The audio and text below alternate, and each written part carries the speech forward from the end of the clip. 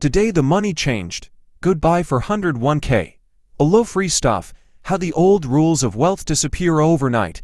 By David Russo. Introduction. There are moments in history, and the world shifts so quietly you barely notice, until everything is different. One day you are checking your retirement balance, adjusting your budget, calculating how many more years, until you can finally exhale. The next day, the numbers that once defined your future feel like relics from another age. The rules you were taught: save diligently, invest wisely, trust the system, suddenly seem fragile. This book begins on that day, not as a fantasy, not as fear, but as a possibility. For generations, we were handed a blueprint. Go to school, get a job, contribute to your 401k, pay your mortgage, trust that compound interest and time will reward your discipline. Wealth was a staircase, slow, predictable, rational. If you followed the rules, you would be safe. But what happens when the staircase disappears? What happens when money itself changes? We live in a world already shifting beneath our feet. Digital currencies, automation replacing labor, governments experimenting with universal income, entire industries rising and collapsing in a decade. The old normal is aging faster than we realize. And whether transformation arrives through crisis, innovation, or deliberate policy, one truth is clear. The financial system is not permanent. This audiobook is not about panic. It is about preparation. It is about perspective. It is about power. Because when the old rules of wealth disappear overnight, the most valuable asset you possess is not your portfolio, it is your adaptability. Today the Money Change explores what happens when retirement accounts vanish in relevance, when pensions no longer guarantee security, when free services, healthcare, housing, food, transportation, even income replace traditional wages and savings. Whether this shift comes gradually or suddenly, the psychological impact will be enormous. Imagine waking up to headlines announcing that the traditional retirement system has dissolved. Markets frozen. Digital credits replacing dollars. A universal system providing basic needs without monthly bills attached. For some, this would feel like liberation. For others, like theft. For many, confusion. This book walks you through that transformation economically, practically, emotionally, but more importantly, it challenges you to ask a deeper question: if money changes, who are you without it? For decades, wealth has been more than currency. It has been identity, status, security, power. We measure our worth in numbers on screens. We equate stability with accumulation. We postpone living in order to afford living later. And yet, history teaches us that every monetary system evolves. Gold gives way to paper. Paper gives way to digital. Markets rise and fall. Entire economic orders reset. When that reset happens, those who thrive are not necessarily the richest. They are the most flexible, the most resilient, the most psychologically prepared. This introduction is your invitation to think differently, to detach your sense of security from a single system, to expand your understanding of value beyond currency, to prepare not just financially, but mentally and emotionally for change. Because whether the future brings collapse, transformation, or a hybrid we cannot yet imagine, one principle remains constant: your ability to adapt will always be more valuable than any account balance. In the chapters ahead, we will explore the final normal day before transformation. We will examine the farewell to 401ks and pensions. We will break down, in simple language, how monetary systems evolve and sometimes unravel. We will imagine what free truly means and what it costs in ways we may not expect. We will meet the winners, the strugglers, and those caught in between. We will confront the psychology of money, the fear, the greed, the relief, the possibility. And we will finish not with fantasy, but with grounded reflection and practical wisdom for navigating uncertainty, because the true message of this book is not about losing money, it is about reclaiming agency. If the day the money changed arrived tomorrow, would you be ready? Not just financially, but mentally, emotionally, philosophically. The future belongs to those who can let go of old rules without losing themselves. Let's begin. Chapter 1. The countdown begins. The last normal day. There is always a last normal day. The sun rises. Coffee brews. Traffic moves. Markets open at 9:30 a.m. You check your phone, scroll past headlines, glance at your retirement balance, and move on. Nothing feels historic. Nothing feels final, and yet, history is already in motion. The countdown does not begin with sirens. It begins with subtle signals: volatility dismissed as temporary, policy changes explained as technical adjustments, quiet shifts in language from leaders and institutions. Words like restructuring, digital transition, emergency stabilization. Most people hear them and return to their routines, because routine feels safe.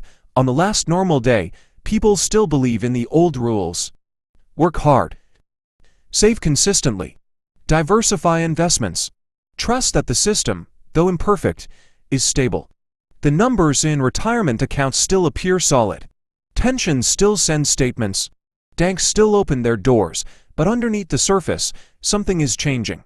This chapter is not about predicting collapse. It is about recognizing fragility. Every system, financial, political, social, rests on confidence. Not gold. Not paper. Not code. Confidence. The belief that tomorrow will function like today.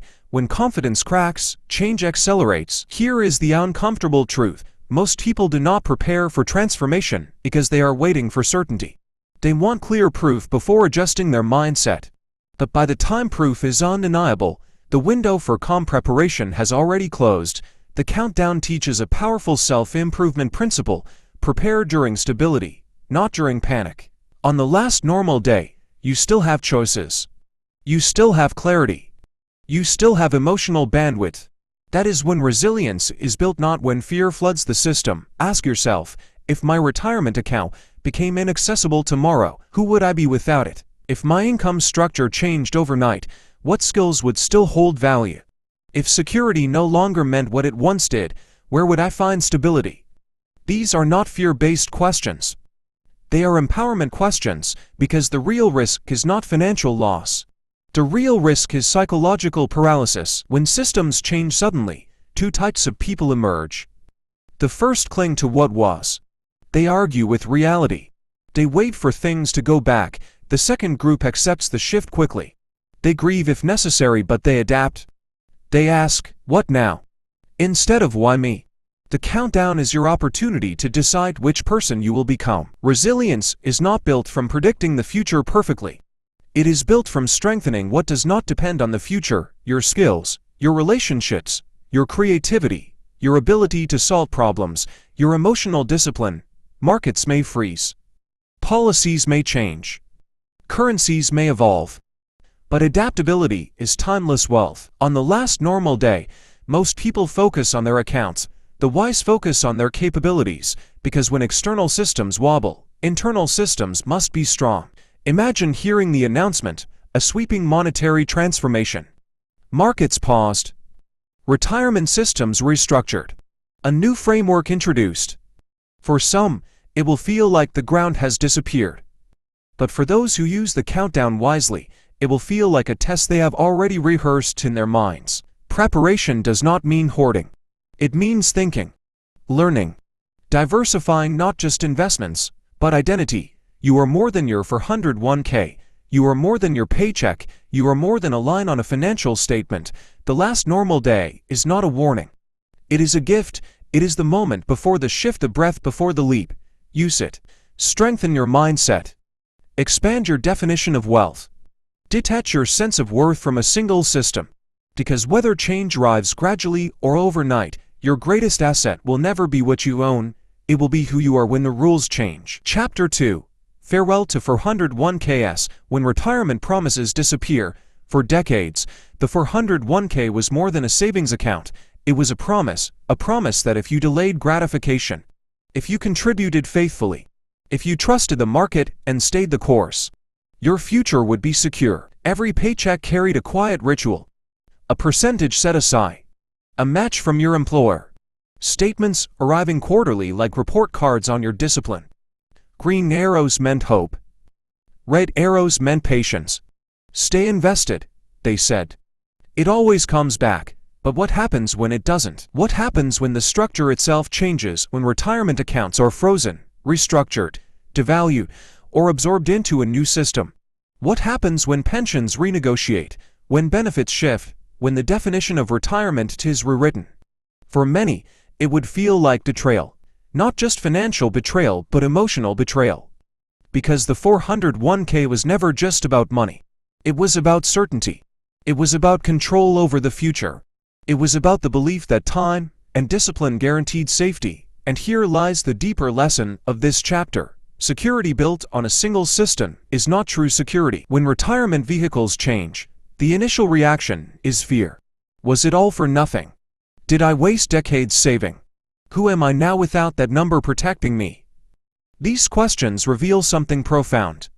We often confuse tools with foundations. A 401k is a tool. A pension is a tool. An investment portfolio is a tool. But adaptability, skill, health, relationships, creativity, those are foundations. If a tool breaks, you replace it. If a foundation cracks, you rebuild from within. Saying goodbye to a retirement system forces a painful but powerful awakening. No institution can fully guarantee your future. Governments change policies. Corporations restructure. Markets fluctuate. Inflation erodes. Technology disrupts. Yet many people outsource their sense of safety entirely to a statement balance. The transformation of retirement systems, whether gradual or sudden, is not just an economic event. It is a psychological reckoning. It challenges the belief that security can be automated, and here is the empowering truth. Your greatest retirement asset was never the account itself, it was the discipline you built contributing to it. Think about what consistent saving require: patience, long-term thinking, delayed gratification, trust and growth over time. These qualities do not disappear if a system changes. They transfer. They evolve. If the old retirement structures fade, the disciplined mindset remains. That mindset can build new forms of wealth. It can adapt to new currencies, new benefit models, new economic realities. It can recognize opportunity where others see only loss. In times of financial restructuring, two groups emerge. Those who anchor their identity to what vanished, and those who anchor their identity to who they become through the process. The second group moves forward faster. They ask, what skills can I monetize in any system? What value do I create independent of policy? How do I redefine retirement in a world that no longer follows old timelines? Perhaps retirement is no longer an age. Perhaps it becomes flexibility. Perhaps it becomes purpose-driven work without financial pressure. Perhaps it becomes contribution rather than withdrawal. When one door closes, it does not mean the future ends. It means the future changes shape. Saying farewell to 401ks is not about dismissing their importance. It is about recognizing that no financial instrument is permanent. Systems evolve. Rules shift. Guarantees are renegotiated, but resilience is renewable. If the promise of traditional retirement dissolves, you are not powerless. You are being invited to redefine wealth itself not as a number waiting decades away, but as capability you carry today. Because in the end, accounts can be altered, but character compounds forever. Chapter 3. The invisible hand breaks. When the system no longer behaves the way you expect. For years, you were told about the invisible hand, the quiet force of supply and demand. The self-correcting market. The idea that millions of independent decisions somehow create balance. Prices adjust. Businesses compete. Consumers choose. Order emerges from chaos. It felt almost natural, automatic, reliable, until it doesn't. When the invisible hand breaks or even bends, the shock is not just economic. It's psychological. Because most people don't truly understand the system they depend on. They simply trust it. They assume that money flows, banks function, markets stabilize, and governments intervene when necessary. But monetary systems are human inventions.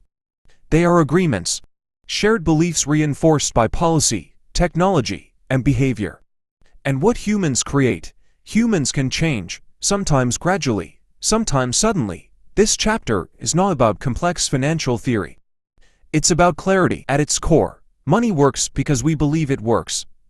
Currency has value because we collectively agree it does. Markets function because we believe others will honor contracts tomorrow.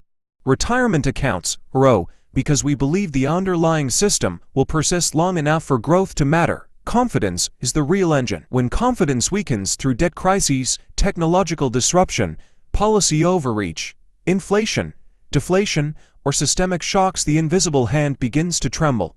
Governments may print more money. Banks may tighten access. Digital systems may replace traditional ones. Rules may be rewritten in real time, and suddenly, what once felt automatic feels uncertain. Here's the empowering shift. When you understand that the system is built on agreement, you stop treating it like a law of nature, you stop assuming permanence, you start developing awareness. Most people outsource understanding. They let experts interpret, commentators explain, institutions reassure. That self-improvement in a changing economy requires financial literacy, not to predict every event, but to avoid blind dependence. Ask yourself, do I understand how money is created? Do I understand how debt influences currency? Do I understand how policy decisions affect purchasing power? You don't need a PhD in economics, but you do need curiosity, because when the invisible hand breaks, confusion spreads faster than facts. Fear multiplies in the absence of understanding. Those who lack knowledge panic. Those who possess even basic understanding pause, assess, and respond strategically. And here it is the deeper lesson. The system changing is not the same as opportunity disappearing. Every economic transformation in history has created new forms of value. When gold standards ended, new markets emerged. When paper gave way to digital banking, entire industries were born. When the internet disrupted commerce, new billion-dollar platforms appeared. Chaos for some becomes creation for others. The difference is mindset. If you believe the system is sacred and unchangeable, disruption feels like destruction. If you recognize the system as evolving, disruption becomes transition. When the invisible hand breaks, your visible hand must strengthen. Your ability to think critically, your willingness to learn quickly, your courage to adjust strategies without clinging to nostalgia. The collapse or transformation of a monetary structure does not mean the end of value. It means value is being redefined, and in every redefinition, there is space for those prepared to adapt. This chapter invites you to move from passive participant to informed observer, from anxious reactor to thoughtful responder, from blind trust to conscious engagement, because systems may falter, but awareness is power. And when the invisible hand breaks, those who understand the mechanics of the system are the ones who build what comes next. Chapter 4. Hello free stuff. When the cost of living disappears and new costs appear, imagine waking up to a world where the basics are covered, housing credits deposited automatically, healthcare accessible without a bill, education open to all, transportation included, a guaranteed income arriving every month, no application required. For some, this sounds like relief. For others, like fantasy. For many, like the end of motivation itself. Hello free stuff is a phrase that excites and alarms at the same time, but before we celebrate or criticize, we must ask a deeper question. What happens to human behavior when survival is no longer the primary driver? For generations, work has been tied to necessity. You worked because you had to. Rent had to be paid. Food had to be bought. Retirement had to be funded. Pressure created productivity. Scarcity created ambition. Now imagine scarcity easing. The first reaction might be gratitude. The second might be confusion. If your basic needs are met, what pulls you forward? If money no longer dictates every decision, what defines success? If survival is guaranteed, what fuels excellence? This is where self-improvement becomes essential, because when external pressure decreases, internal discipline must increase. Free does not eliminate responsibility. It shifts it. In a system where basic services are guaranteed, whether through universal income, automation, or radical policy reform, the greatest risk is not laziness. It is drift. A loss of direction. A quiet settling into comfort without growth, and comfort, unmanaged, can dull potential. But here's the empowering truth. When survival is secure, creation becomes possible. Freed from constant financial anxiety, people can innovate, build, study, experiment, and contribute in new ways. Artists can create without starving. Entrepreneurs can take risks without total ruin. Parents can spend time with children without choosing between love and income. The question is not whether free weakens society, The question is whether you will use freedom wisely. Because nothing reveals character faster than abundance. When resources are scarce, effort is obvious. When resources are provided, intention is tested. Do you use your time to grow, or to consume endlessly? Do you invest in your skills, or do you wait for the next deposit? In a world of guaranteed basics, your competitive edge becomes purpose. You will no longer be competing for survival.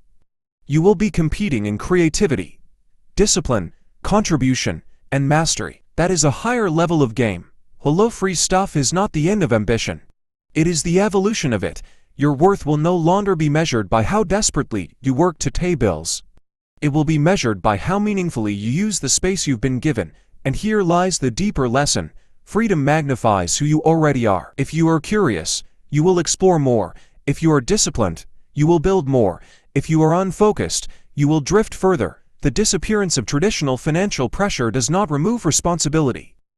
It transfers responsibility from the system to the self. So if the day arrives when essentials are covered, ask yourself, who do I become when I don't have to survive? What do I build when fear is no longer my primary motivator? Because the future may not belong to those who grind the hardest under pressure. It may belong to those who create the most when pressure lifts. Free is not the finish line. It is the starting point of a different kind of growth. And what you do with that freedom will define your wealth in the new world. Chapter 5. Life after the bank, redefining work, value, and daily living. There was a time when the bank sat at the center of your life. Your paycheck flowed into it. Your bills flowed out of it. Your mortgage, your credit cards, your retirement accounts, your savings goals, all rooted through a single institution that quietly defined your options. The bank was more than a building. It was the gatekeeper of opportunity. Now imagine a world where that gatekeeper no longer holds the same power. Digital wallets replace traditional accounts. Transactions move instantly, without intermediaries. Wages are restructured. Credits arrive automatically. Loans look different or disappear entirely. The rituals you once followed, direct deposit Fridays, monthly statements, loan approvals, fade into memory. Life after the bank is not just a financial shift, it's a psychological one. For many, banks symbolize stability. If your money sat there, it felt safe. If a loan was approved, your future felt possible. When that structure changes, uncertainty creeps in. But here is the empowering truth. When institutions lose dominance, individuals gain responsibility. Without traditional banking as the backbone of daily life, you are forced to understand your finances more intimately. You become more aware of how value flows. You pay closer attention to how you earn, how you spend, how you store resources, and awareness is power. In a restructured system, shopping may feel different. Prices may adjust dynamically. Services may be bundled or provided. Wages may not be tied strictly to hours worked but to value created. Reputation, skill, and contribution may matter more than job titles. The old question was, how much do you make per hour? The new question becomes, what value do you create? That shift is profound, because when money behaves differently, time behaves differently too. You may no longer measure your life in pay periods. You may begin measuring it in impact, output, and personal growth. Life after the bank invites you to detach from transactional thinking and embrace transformational thinking. Instead of asking, how do I get paid? You ask, how do I become valuable? Instead of asking, what's my credit score? You ask, what's my credibility? Instead of asking, what can I afford? You ask, what can I build? In this new landscape, skills become currency. Trust becomes currency. Creativity becomes currency. Adaptability becomes currency.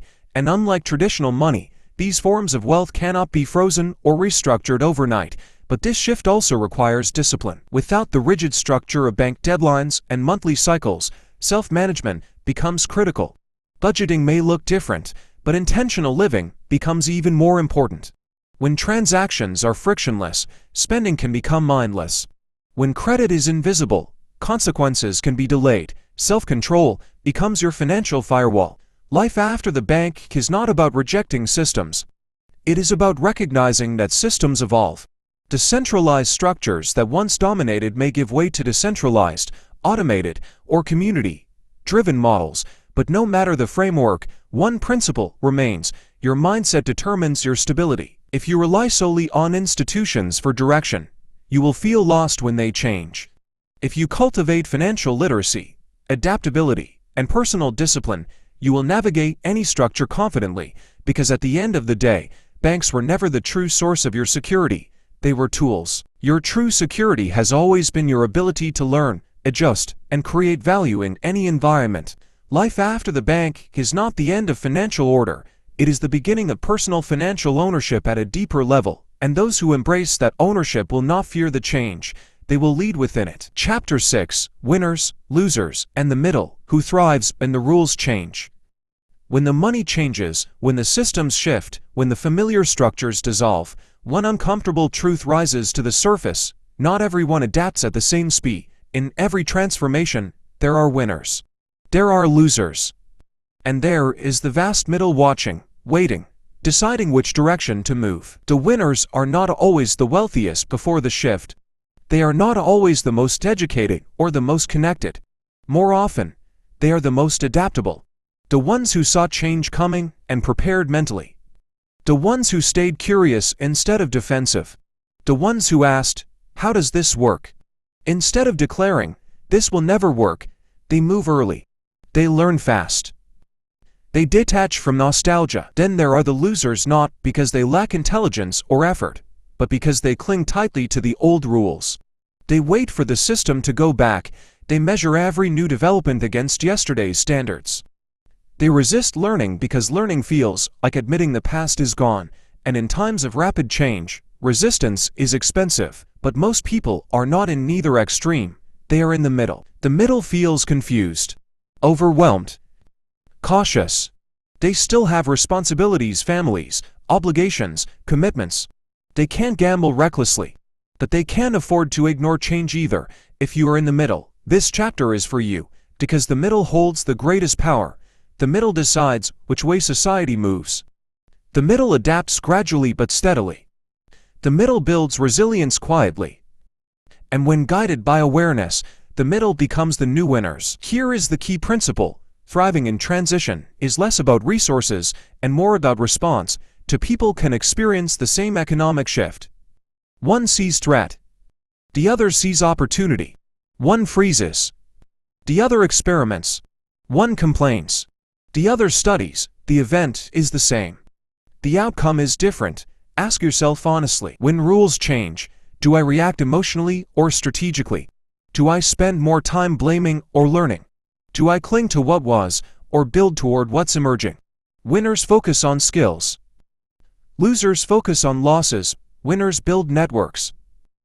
Losers isolate. Winners experiment small and adjust quickly. Losers wait for perfect clarity.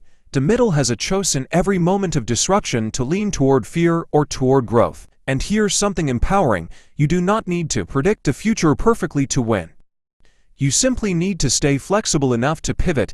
The factory worker who learns digital tools, the corporate employee who develops independent skills, the retiree who reinvents purpose beyond investments, the young professional who diversifies knowledge instead of relying on one industry. These are not dramatic headlines. These are quiet victories. In every economic reset, the real divide is not rich versus poor. It is rigid versus adaptable. The winners are those who understand that identity must be bigger than occupation, bigger than savings accounts, bigger than systems, because when you define yourself only by the old structure, its collapse feels like personal destruction. But when you define yourself by your ability to learn, create, and contribute, no system change can erase you. If you find yourself in the middle right now, uncertain but aware, that is not weakness, that is opportunity. The middle is where transformation begins.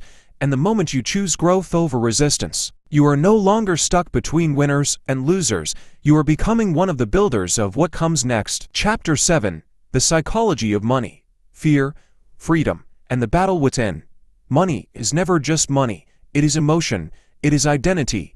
It is memory. Long before you understood interest rates or investment strategies, you absorbed beliefs about money. Maybe you heard, "We can't afford that."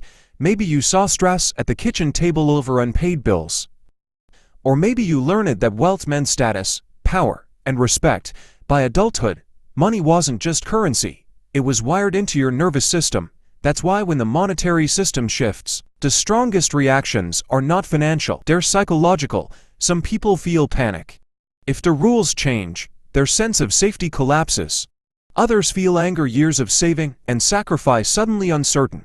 Some feel relief, even Joe, at the idea of being freed from constant financial pressure. Same event. Different emotions, because money amplifies what already lives inside you. If you are anxious by nature, financial uncertainty magnifies it. If you are disciplined, disruption sharpens your focus. If you are greedy, new systems become new games to dominate. If you are generous, expanded access becomes an opportunity to give more. The psychology of money reveals one powerful truth. External change exposes internal foundations. For decades, society trained you to equate money with worth. Higher income meant higher value. Bigger accounts meant greater success. Retirement balances became scorecards of responsibility and intelligence. But when money behaves differently or loses its traditional meaning, you are forced to confront a deeper question. Who am I without the numbers? If your self-esteem rises and falls with your net worth, you are emotionally over-leveraged. If your confidence depends on market performance, you are psychologically exposed. True wealth begins with emotional regulation. Can you stay calm when headlines scream? Can you think clearly when others panic? Can you separate your identity from your assets? These are not financial skills. They are mental ones. In times of monetary transformation, the greatest danger is not inflation or deflation. It is emotional contagion. Fear spreads faster than facts. Greed spreads faster than wisdom. Social media amplifies extremes. Conversations become charged. People make irreversible decisions based on temporary emotion. Your advantage is composure. The disciplined mind sees opportunity where the reactive mind sees chaos. And there is another side to this psychological shift: freedom. If money no longer dictates every choice, if survival pressure decreases or traditional structures dissolve, you may feel an unfamiliar sensation: space.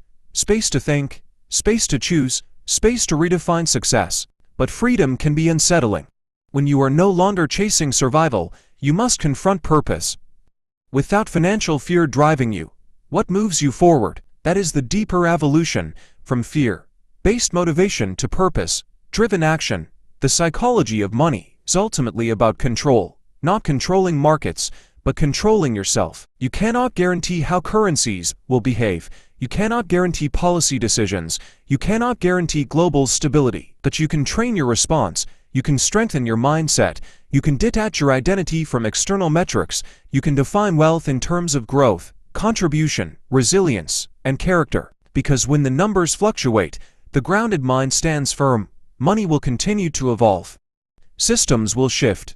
Structures will rise and fall. But the person who masters their psychology will always hold the ultimate currency. Clarity, and clarity, in uncertain times, is priceless. Chapter 8. The Global Ripple. When one nation changes, the world responds. Money does not move in isolation. It crosses borders. It connects economies. It links farmers to cities, factories to consumers, startups to investors, governments to citizens. When one country shifts its monetary system, the effects do not stop at its shoreline. They ripple outward. Trade agreements adjust. Currencies fluctuate. Supply chains reorganize. Alliances strengthen or strain. Markets respond not only to facts but to expectations. In a world this interconnected, change is never local, and that reality carries both risk and opportunity. For decades, globalization created a sense of predictable interdependence. Countries specialized. Goods flowed efficiently. Capital moved quickly. Investors diversify internationally. A problem in one region could be balanced by stability in another, but when monetary systems evolve rapidly, whether through digital transformation, policy overhaul, debt restructuring, or systemic reset, the ripple effects test that balance. Some nations adapt quickly. Others resist. Some innovate. Others hesitate. And individuals within those nations feel the impact in very real ways: shifting job markets, changing import prices, evolving industries. The lesson for you is powerful. You are not just participating in a national economy. You are participating in a global one. That means your adaptability must expand beyond local thinking. The old model encouraged specialization within stable borders. The emerging reality rewards global awareness. Understanding international trends, technological shifts, and cross-border opportunities becomes part of personal resilience. Ask yourself, are my skills relevant beyond one geographic system? Can I collaborate across cultures and markets? Am I aware of global shifts that could affect my industry? When monetary change ripples globally, those with a narrow lens feel blindsided. Those with a wide lens anticipate movement, but there's something even deeper here. The global ripple reminds us that economic change is not just about numbers, it's about people. Families adjusting budgets, workers retraining, entrepreneurs pivoting, communities rebuilding trust, nations renegotiating identity. It is easy to see global economics as abstract. Charts, headlines, indices, but behind every shift are human decisions, and you are one of those decision makers. The more interconnected the world becomes, the more valuable collaboration becomes. Isolation weakens. Cooperation strengthens. Innovation accelerates when ideas cross borders freely. In times of global transformation, the most successful individuals cultivate three qualities: perspective, cultural intelligence, agility. Perspective allows you to see beyond immediate discomfort and recognize long-term opportunity. Cultural intelligence helps you connect, communicate, and collaborate across differences. Agility allows you to pivot as global conditions evolve. The ripple effect also teaches humility. No nation is invincible. No currency is permanent. No system is immune to change. But no country is powerless either. History shows that innovation often rises from disruption.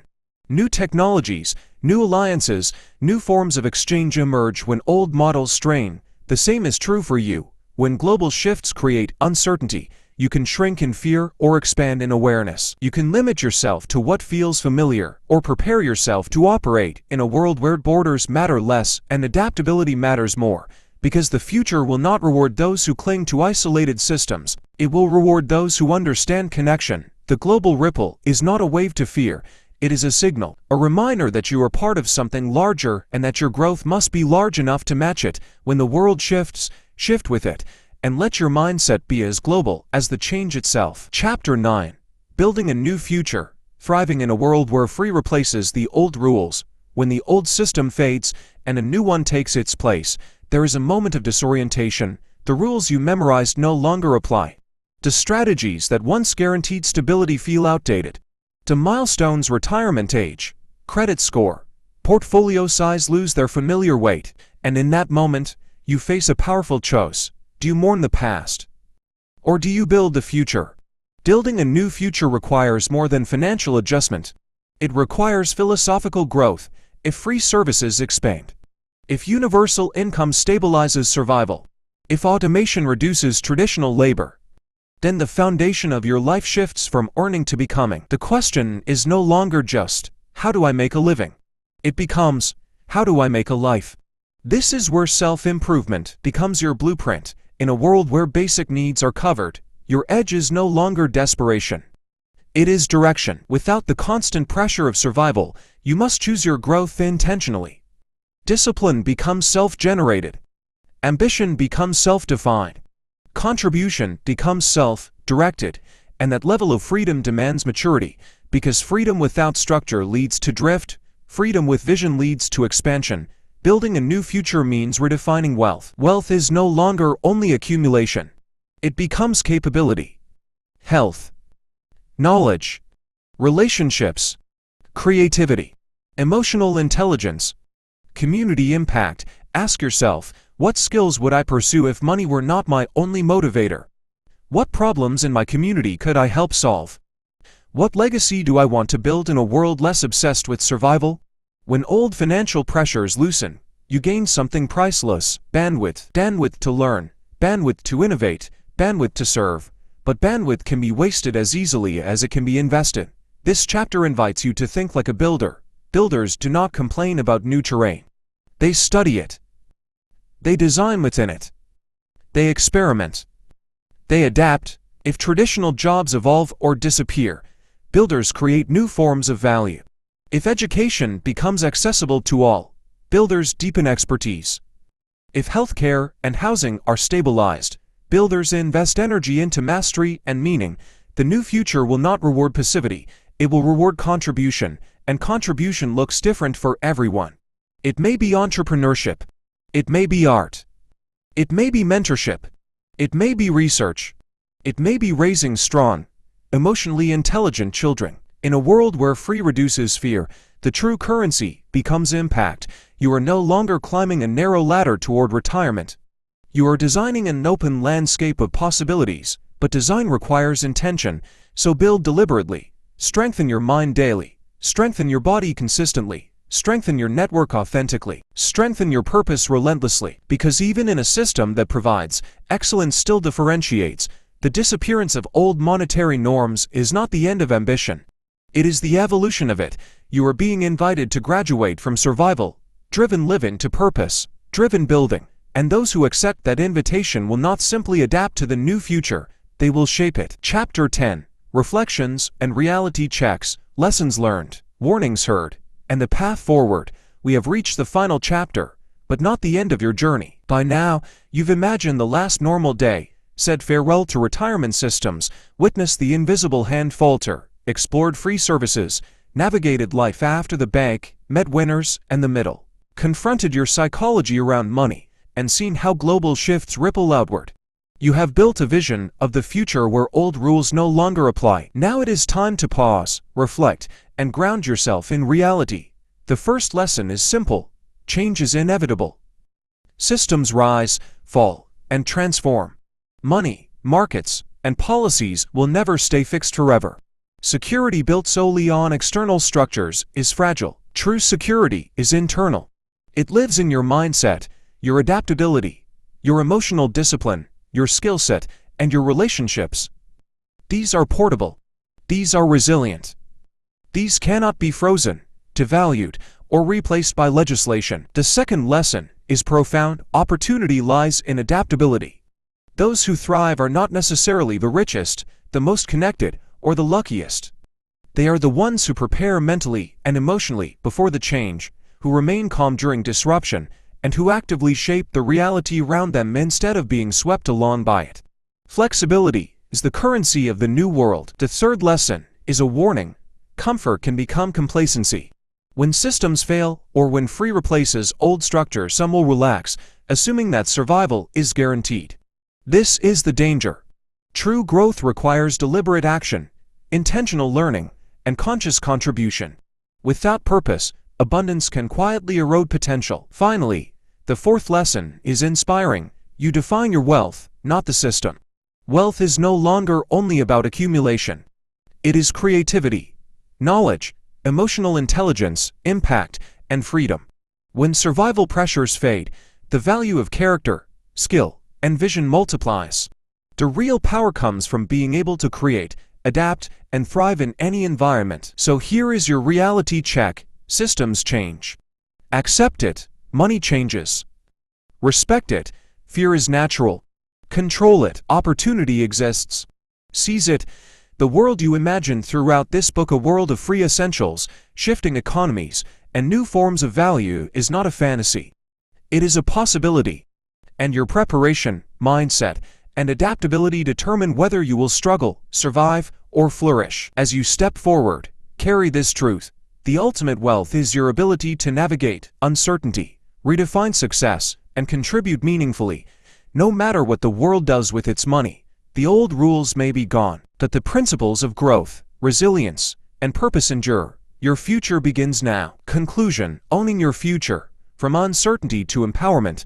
As we close this journey, take a moment to reflect. Every chapter of this book has been about one core truth: the world changes, and your ability to thrive depends on your mindset, not your circumstances. Money, retirement systems, banks, and even global economies are tools, not guarantees. They rise and fall, but your skills, discipline, adaptability, and creativity are yours to carry across any landscape. The future may arrive suddenly, or it may creep in quietly. Either way, the lesson is the same: do not wait for certainty to act. The last normal day is always today. The time to strengthen your mindset, expand your skills, and clarify your purpose is now, not when systems crumble or change overwhelms you. By preparing internally, you turn uncertainty into opportunity. You become resilient to chaos, confident in your adaptability, and clear in your vision. Remember this: wealth is no longer only what is in your account, it is who you become when old rules no longer apply. It is the ability to create, learn, and contribute when fear is removed. It is the courage to pivot, the curiosity to explore, and the discipline to act when the world shifts beneath your feet. The people who thrive in transformation are not those who cling to what was, they are those who embrace what can be, who turn disruption into growth, and who redefine success on their own terms. So step forward with intention. Anchor yourself in adaptability, integrity, and purpose. Build skills, nurture relationships, and cultivate clarity. The systems may wobble, but your foundation does not have to. The world may change overnight, but your resilience is permanent. Your wealth, your freedom, and your future are waiting not in statements, numbers, or institutions, but in the strength, creativity, and courage you bring to each day. The old rules may be gone. The new world is here, and it belongs to those ready to shape it.